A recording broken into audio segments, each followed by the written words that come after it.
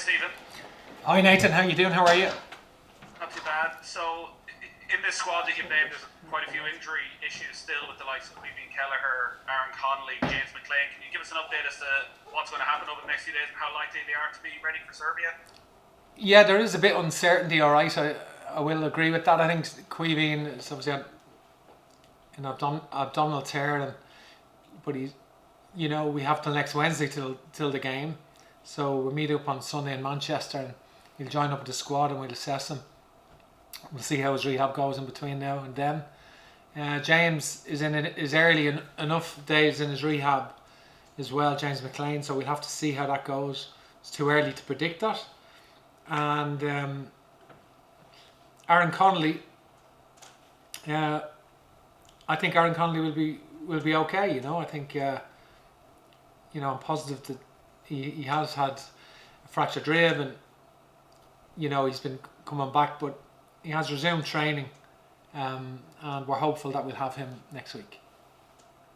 There's obviously been significant change behind the scenes since the last camp with Damien Duff's departure and Anthony Barry coming in.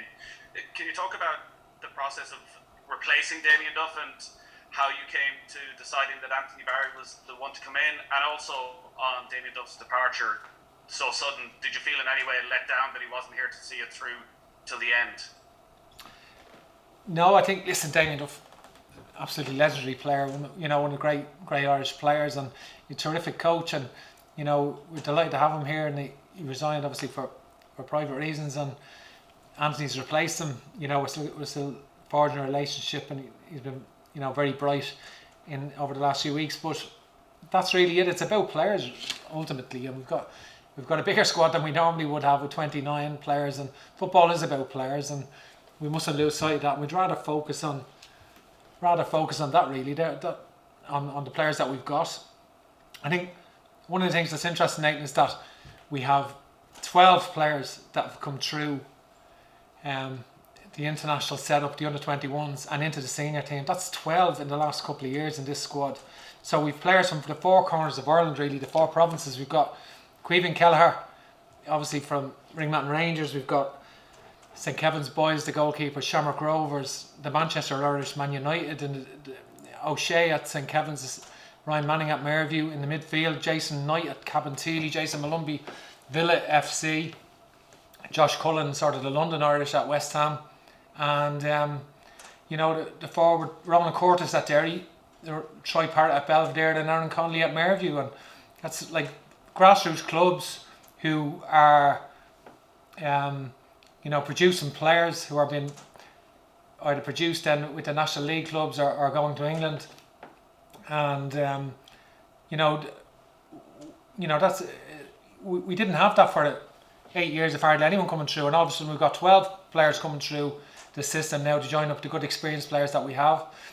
Behind that we've Nathan Collins and Adam Ida and Michael Obafemi and other lads who Jim Crawford has in the under-23s. So we've another crew coming through after that, and we want to have a system where we have continuous crew of players coming through every year. And that has to be the ambition with the development of football throughout Ireland. People say we don't have any emerging players. Well, I think what does the FAI stand for? What is the reason for its existence? Surely this is a strong reason for its existence, that grassroots clubs infiltrate players that grow at the clubs into the international underage teams and into the senior team, and now the culmination of which is the World Cup qualifiers next week in Serbia, which we're looking forward to. Gavin Cooney, please. Me, Kieran, yeah, is it? Yeah. Yeah, sorry, hi Stephen, I'm coming through, yeah? Hi Gavin, yeah, how are you? Good stuff.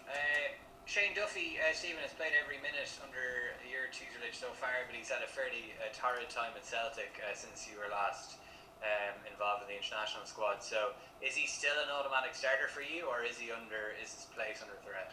I think it's fair to say that nobody is an automatic starter, and there isn't really anyone. I can honestly say there's nobody in the squad that would be an automatic starter, and I've no problem leaving anyone out. But what I will say about Shane Duffy, we know that he's had a tough year. He knows he's had a tough year at Celtic. He's been an incredible. He's been a great player. He's never let Ireland down. Shane Duffy's never let Ireland down. He's played when he's been injured. He's played 3 games in 6 days. He's travelled twice within that. Put everything on the line for Ireland continually, and you know, we shouldn't forget that. We shouldn't forget that in just because he's having a tough time. And so he's capable of coming back. He's back training with Celtic, and he's in their squad for the match the weekend. He may not be selected, but he comes back into our squad. And then at the other end of the pitch, Troy Parrott is included for the first time proper, I suppose, in terms of being named in a squad at the start of the window. Is he ready to start, do you think, a game as big as Serbia away on Wednesday?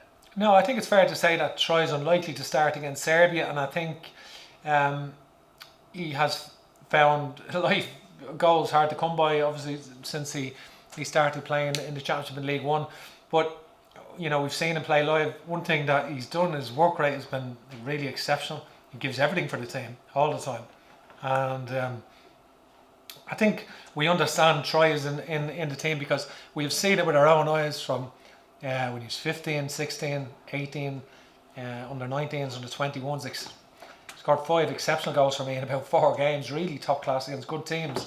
And we've seen it with our own eyes. We've seen it at Tottenham growing up. So this is part of his. Nobody gives you anything in life. I think you have to earn it, and nothing goes always swimmingly.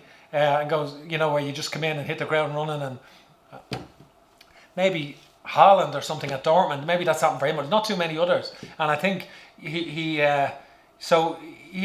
finding his way. He's shown a good attitude, and now he's unlikely to start in Serbia, I would say. But he's there for the 3 games and a valuable member of the squad. Thanks, Stephen. Thanks. Paul Walsh, please, from Virgin. Thanks, Kieran. Hi, Stephen. Can you hear me there? Paul, how you doing? How are you? How's it going? Stephen, do you think that the departures, are you concerned that perhaps the departures and the sudden departures of Alan and Damien could affect morale in the camp? No, I'm not. I think of great respect for the contributions Alan Kelly and Damien Duff have made to Irish football. Both of them made tremendous you know, service to Ireland over the years. So I'm not at all. I mean, ultimately, the players understand World Cup qualification is unique. We haven't qualified since 2002, since Japan and Korea. This is a sort of a new 12 new players. You've got experienced players like Captain Seamus Coleman is back. Is tremendous boost having Seamus back in the squad. And I think ultimately we understand that it's a difficult thing to do to qualify for a World Cup, but it was only 8 games in the qualifier. World Cup campaigns used to be 18 months at times, and Serbia's half of their campaign is in March nearly. They've 3 out of their 8 games in March, so it's unusual. So it's a 6-month campaign from March to November. We'll know whether we're in the playoffs, whether we're going to the World Cup, whether we're not. And I think so I think it's a huge motivation for the players, and the 3-game windows, how you navigate them. We've learned a lot in the last couple of months because we had 3-game windows and 3 competitive games. Some other countries haven't, and we've learned a lot in that period. And that's new for international football. That's never happened before. And you know, so it's we're looking forward to the games. Tough game against Luxembourg, believe it or not, because when you see, traditionally Luxembourg would have been in the distant past, you know, a comfortable victory. I think obviously now they've had 10 points in the Nations League. They got and had some good results. You know, in recent times, including beating Cyprus twice and other results. So I think Montenegro. I think from our point of view, we're getting ready for Serbia first and foremost. On Wednesday we meet up on Sunday. And you know, we're meeting in Manchester, training there Monday. We fly to Serbia. Our preparations will be good, considering we have a lot to catch up on with limited time on the grass, and we have to make sure we get ourselves ready. Just a quick one, final one from me, Stephen. Last year, after the England game, at a press conference here in Dublin, you said that there may be people behind the scenes who may not have the best interests at heart for this team. Do you still feel that?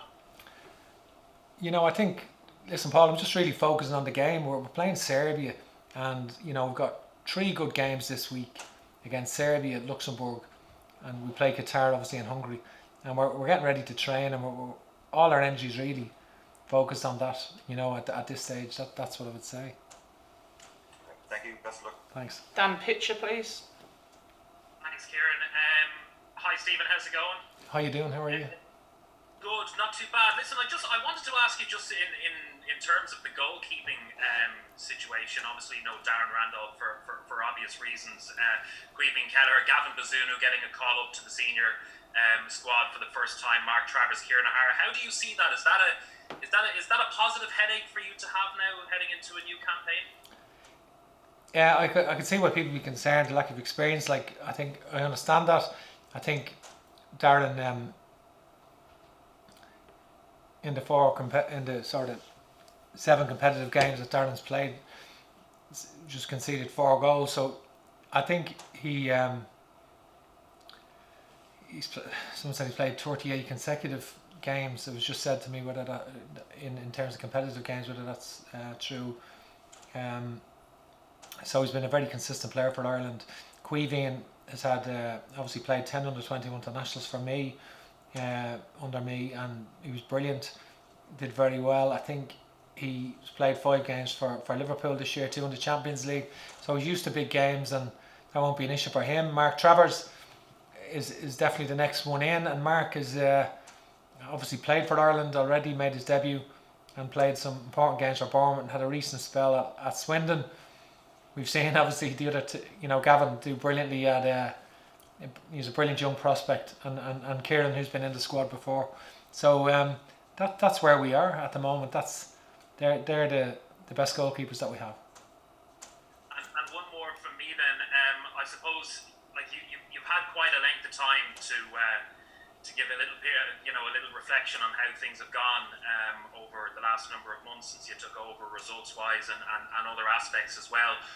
What are your main takeaways from, I suppose, the games you've played, the results, and what you're hoping to take into this in terms of, sort of improvements and getting yourselves on a better footing? Yeah, we've learned a lot, and I think we definitely have learned a lot. I think we're disappointed we're not going to Euros, for example. Obviously, you haven't taken the playoff away in Slovakia. It's a game that we dominated and played very well in, and lost on penalties. So it's something that we have to. It's been really about the games in the main competitions, the Euros and the World Cup.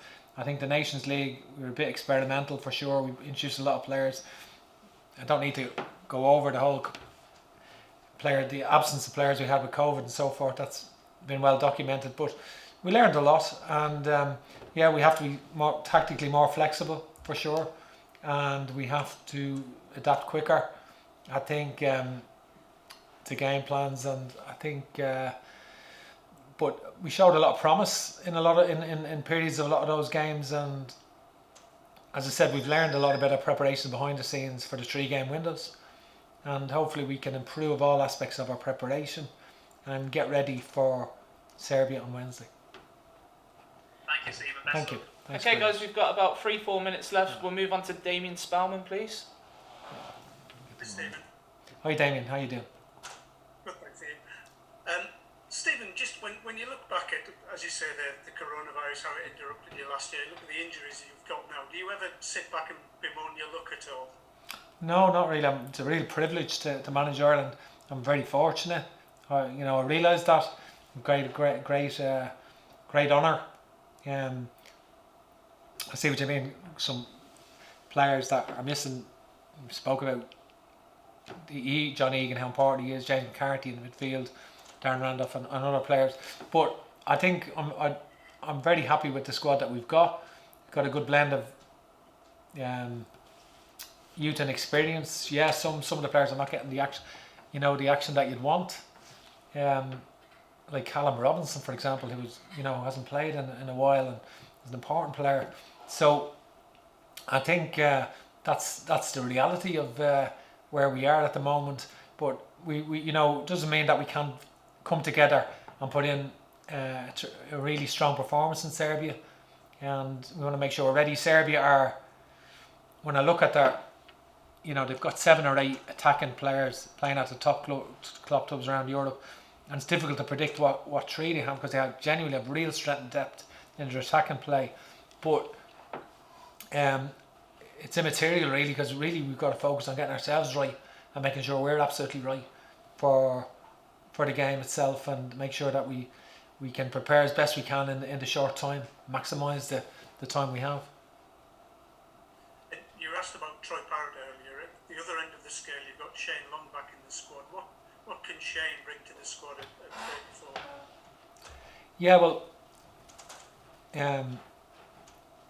Shane obviously has a lot of very good attributes, and I think the problem at Southampton was that he was hardly playing. When he was coming on, it was in the 80 odd minute, and he wasn't even getting like good amount of minutes, and it was hard to get matches in. And you know, to his credit, he just didn't stay there. You know, he went out on loan, to his credit, and I thought that was a good move from his point of view. And we went to watch him. You know, I've seen him play Nottingham Forest, play very well as the lone striker. He played last week in a front 2 with Solanke. You know, he'd been previously playing in the 4-2-3-1 as the lone striker. He has been in and out of the team. He's not playing this weekend because he's cup tied, but he you know, he has shown some good form. I think he's actually playing better now since he's gone to Bournemouth. With the probably getting a few consecutive games under your belt helps you.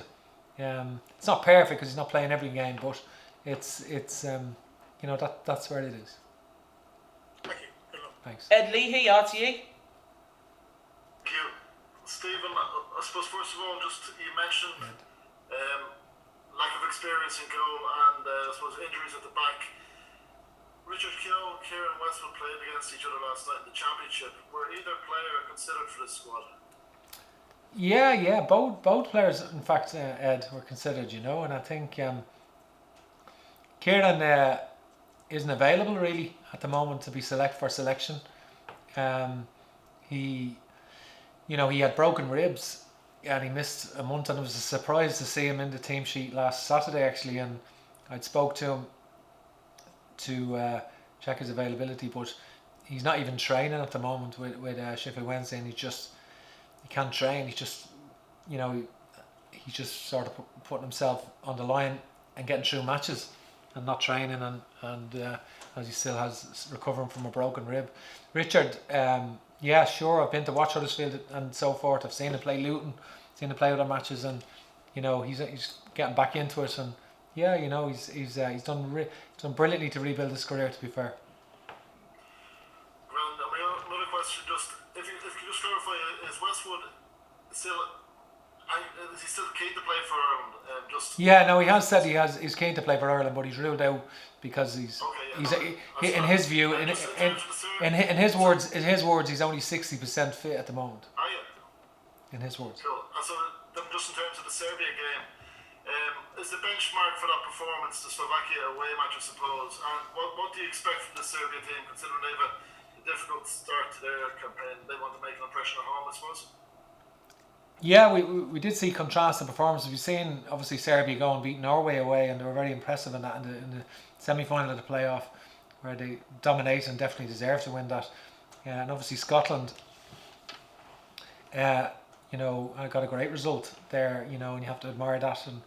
And so that was a shock probably in Serbia at the time, because they had done so well in the semi-final, and they've got a lot of players. So they're a good team, and they haven't always been the most consistent of teams, I think, but they have a lot of good players, and but we've got to just focus on making sure we're right, you know, and I'm hopeful that we will be. Okay, David Dunn from Lansdowne Road. Hey Stephen, I'm just wondering, Hi, obviously David. with this campaign, it's a brand new campaign, is it more about getting a young team together and blooding them together as opposed to qualification? No, it's not. No, it's you know, it's putting the best players in my view that we have together, but it's a combination of youth and experience. I think we have a sort of roadmap of you know, we have a vision and a roadmap of how we want to play going forward, and what and to create vehicles for opportunities really for players to come through and be given an opportunity. But we're not just saying we're looking at the next campaign. You know, that's not the reality. You know, you can't. That's not the reality. I think you get opportunities in life, and the World Cup qualification is one of them. And you have to try your best and do everything you can to try and get there. You know, and I think the odds might be stacked against you. Portugal, the European champions, the Nation League champions, but and Serbia are very strong. But nevertheless, there's only 8 games, and you know, a good start can put you in a good position in a group of only 8 games.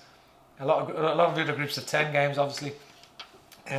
16 groups. So yes, I think a lot of these players for Germany 2024 would be even further down the line. Their careers would be a lot stronger. But that's not just the focus is on the game on Wednesday, and you know, we have a blend of youth and experience, really, I would say. And just one more question. With the youth and experience, how close was Aidan Geedy to getting called up for the squad? Listen, I think I was at a few Charlton matches last year when Aidan was at Charlton and Josh Cullen was playing. I was going watching Josh Cullen, and Aidan was only sort of a periphery role there. He was coming on. He wasn't starting as such. He was on loan there, and then he's gone back to Sunderland, and they're having a great season now at the moment. He's had in League One. There are jumps in the levels: Premier League, Championship, League One. I think I managed against Aidan McGeady in the 2007 Scottish Cup final for the Parrott against Celtic in Hampden, and he was brilliant. You know, I always admired him. I love, you know, his tremendous skill set and brilliant feet, and you know, he's having a good period now as a creative passer at times and a crosser with Sunderland. But at the moment we've gone with the players that we've gone with, the younger players coming through, Jason Knight and players of that ilk, you know, in the. So I think that's is a sort of a new opportunities for a lot of players coming through, and but yeah, no, you know, I have great respect for Aidan McGeady.